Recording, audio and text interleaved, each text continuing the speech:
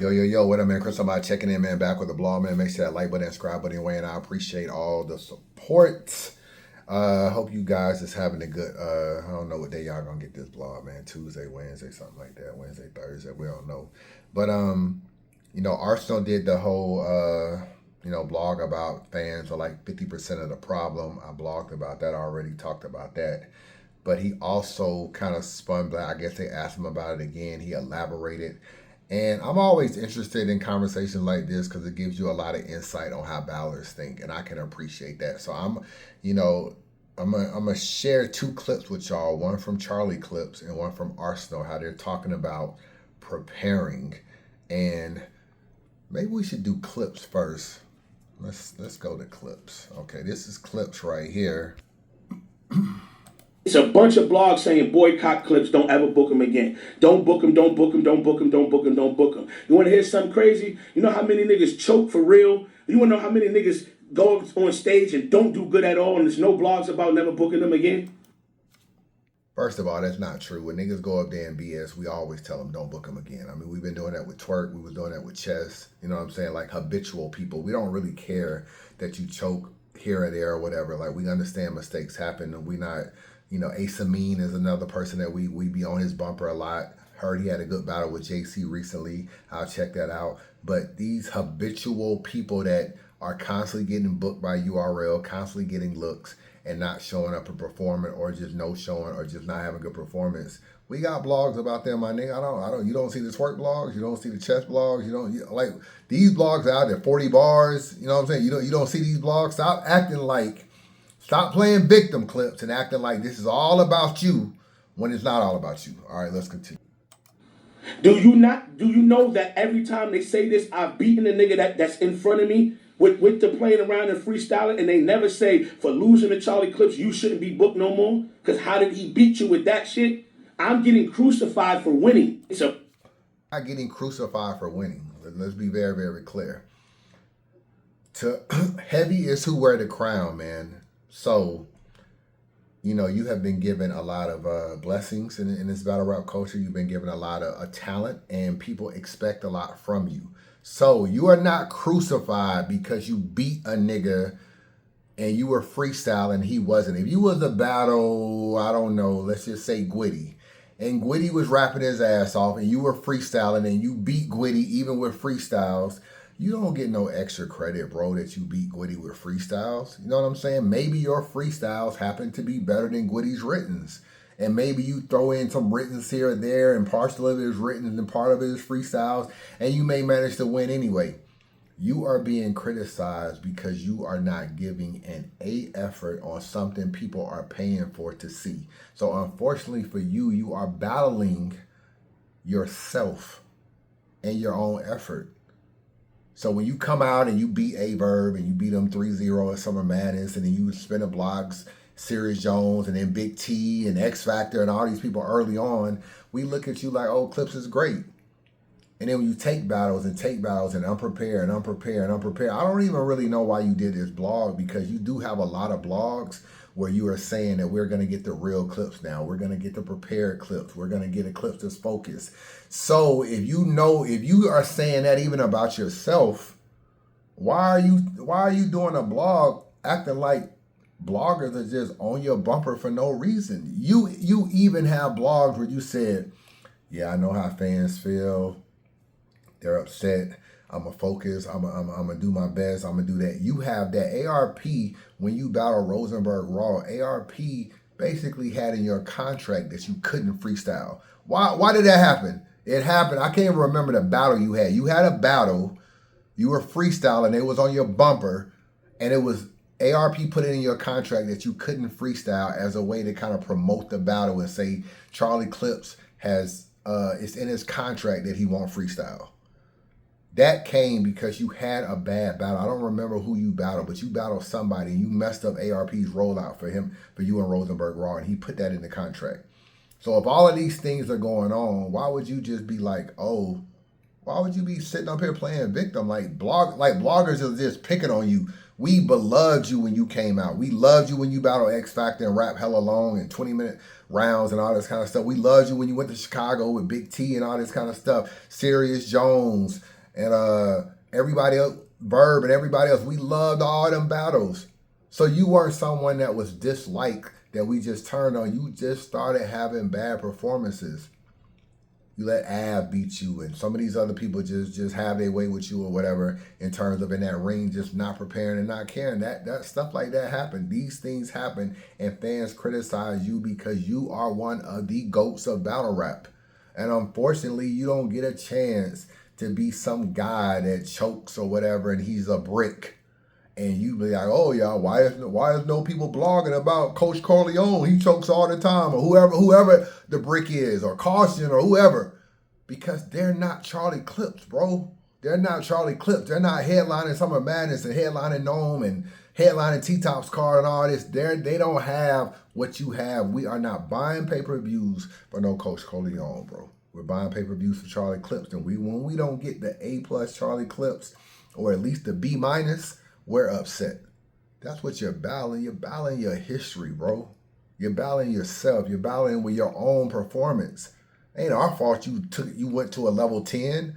So yeah, when you start, if you beat a nigga 30, a nigga at a level 10, and you start beating niggas at level 6, don't be mad that we criticizing a level 6. We don't like the level 6. Whether you win or lose, it just is what it is. That's just my thoughts, man. Let me get to Arsonal, because he had some stuff to say. Let me see where it's at. Clear that up. Yeah. I said 50% the fans' fault. Okay. And when I say that, fans don't realize. Like, look, they haven't written a full battle. They haven't sat there for 30, 40 days and told their daughter, I can't do this because I got to sit here and focus. You get what I'm saying? So you can't talk to me about my performance.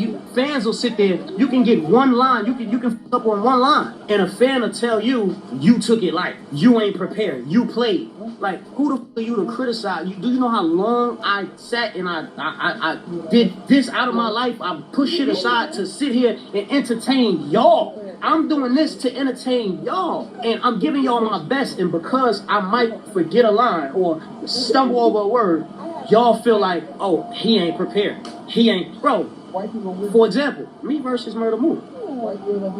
My first round versus Murder Mook might be one of the greatest first rounds in battle rap history. My second round was on the verge of that, but I forgot a transition. Because I forgot a transition, people told me I didn't prepare. I played. Do you know how, as for a battle rapper, do you know how that feel, bro? After I sat here, how much I sat there and tried to prepare for this shit. Every day I'm curving shit in my regular life to make sure that I'm perfect for y'all. And because I'm not perfect, I get, and that's why the battlers, when I said they're 50%, the fans are 50%, this is why the battlers, in our minds sometimes, it's like, bro, why am I doing this shit so hard? Why? They not going to appreciate it anyway. God forbid I mess up on a line, they going to tell me I ain't prepared anyway. Right. That's what a lot of battlers, this is what y'all fans don't understand. This is what we got to go through. Now, the interesting thing about this is how Beasley was originally in the picture when his conversation first started. And I guess he realized, oh, you going down a rabbit hole. I don't want to be part of this bullshit, Arsonal. I do not want to be part of this BS. Hold on, let me go to when Beasley just slid on out the way. So Beasley was right. You know what I'm saying? Little Beasley right here. Let me see. This because I gotta sit here and focus. You get what I'm saying? So you can't talk to me about my performance.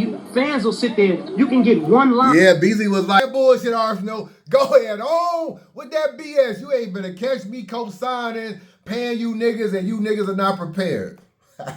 B said, I'm out of this. I'm out of here, man. But let me just say this, man. Shout out to Arsonal. I do want to say this. Arsonal is somebody who I never feel like cheats the culture. I know he's been criticized at times as having filler and stuff like that, but I always feel like, and he's choked. He's pulled out a phone before. These are things Arsonal has done. I always feel like Arsonal gives 100%. I really do. You know what I'm saying? And I realize that sometimes when he doesn't have a good battle. Maybe he takes too many battles. Like I said, he's on a lot of these Orlando cards. Part of it is because he lives in Florida.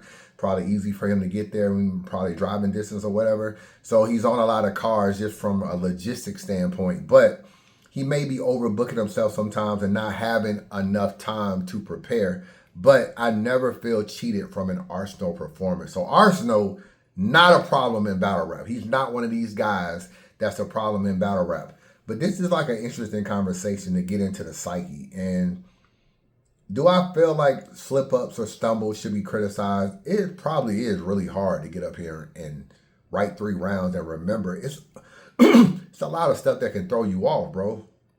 You can know your material and get thrown off just by a reaction.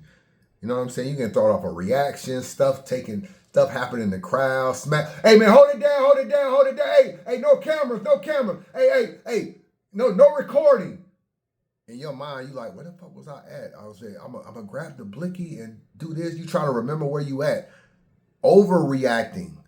You say a bar that's like a little bit of a haymaker. It takes a little bit time to do this. Altercations with entourages or different stuff where people are just like interrupting your flow. It does take a lot, bro.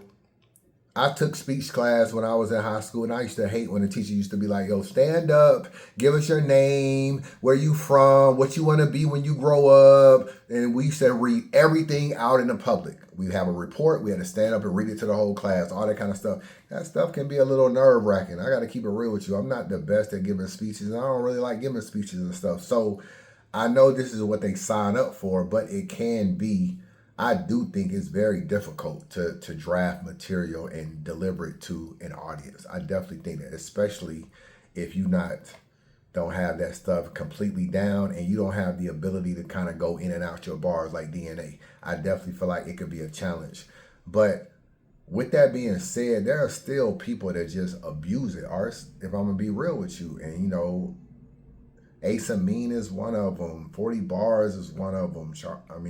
Charlie Clips with the, not so much stumbling. I know he slips up and stumbles here and there, but like Chess, New Jersey Twerk, you know, Newborn back in the day, there was a lot of people that choked a lot in battles that you would kind of get on and kind of feel like, man, you kind of, you know, blocking your blessings or whatever. And I think, unfortunately, they have ruined it for the few people that slip up here and there.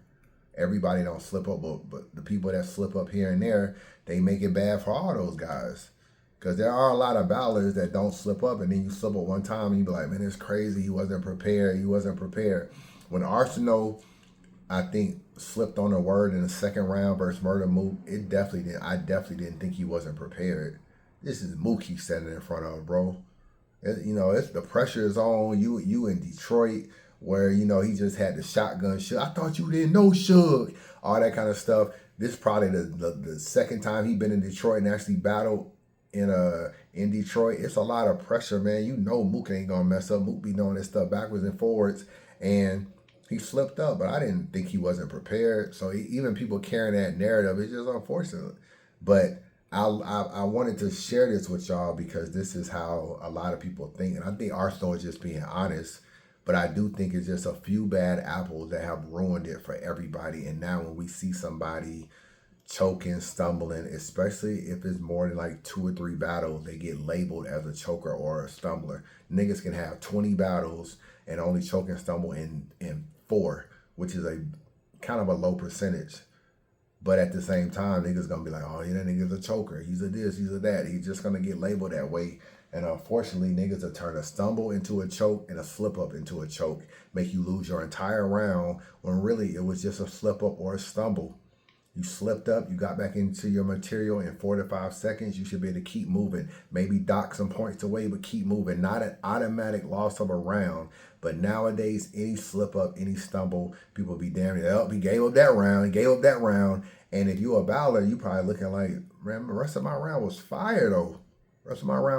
So it's just interesting how people think. But shout out to Ars, man. You know what I'm saying? Shout out to Ars for, at least trying to explain himself in that situation. But it's definitely difficult to spit bars in a crowd like that. But yeah, too many people just to mess it up. You know what I'm saying? And too much oversaturation. And honestly, Y'all have really been overbooked, bro. That's really what the problem is y'all have just been overbooked, and I think that's caused a lot of problems. So y'all let me know your thoughts. Chris Unbiased. Holla at your boy.